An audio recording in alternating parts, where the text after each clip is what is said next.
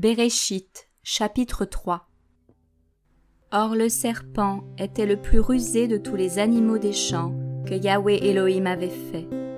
Il dit à la femme, « Sûrement Elohim a dit, vous ne mangerez pas de tous les arbres du jardin. » Et la femme répondit au serpent, « Nous mangeons du fruit des arbres du jardin.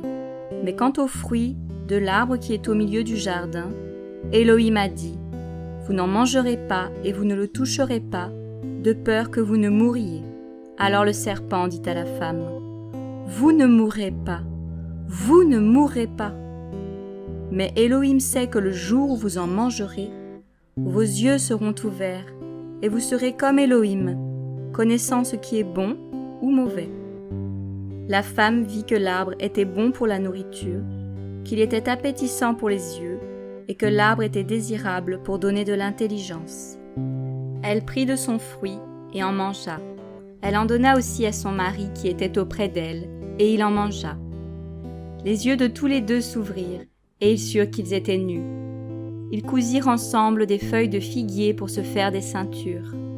Alors ils entendirent au vent du jour la voix de Yahweh Elohim qui se promenait dans le jardin.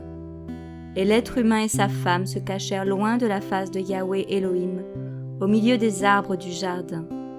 Mais Yahweh Elohim appela Adam et lui dit, « Où es-tu » Il répondit, « J'ai entendu ta voix dans le jardin, et j'ai eu peur parce que je suis nu, et je me suis caché. » Et Elohim dit, « Qui t'a appris que tu es nu ?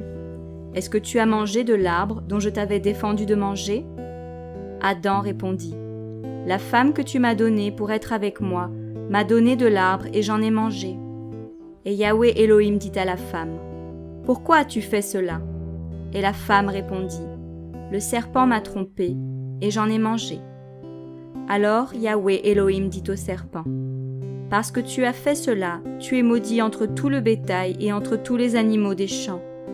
Tu marcheras sur ton ventre et tu mangeras de la poussière tous les jours de ta vie. Je mettrai inimitié entre toi et la femme, entre ta postérité et sa postérité. Celle-ci t'écrasera la tête et tu lui écraseras le talon. » Et il dit à la femme, « J'augmenterai la douleur de tes grossesses. Tu enfanteras dans la douleur tes enfants. Tes désirs se porteront vers ton mari, mais lui, il dominera sur toi. » Puis il dit à Adam, « Parce que tu as écouté la voix de ta femme et que tu as mangé le fruit de l'arbre au sujet duquel je t'avais donné cet ordre en disant, « Tu n'en mangeras pas. La terre est maudite à cause de toi. Tu en mangeras les fruits dans la douleur tous les jours de ta vie.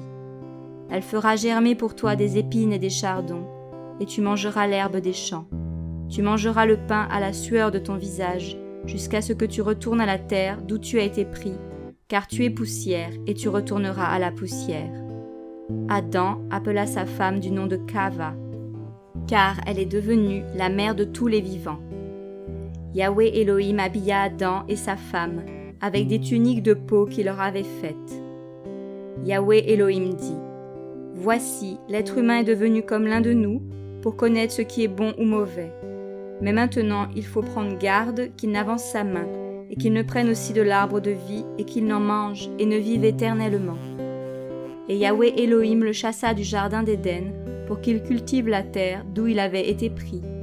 C'est ainsi qu'il chassa l'être humain et il mit à l'orient du jardin d'Éden des chérubins et la flamme de l'épée qui tournait çà et là pour garder le chemin de l'arbre de vie.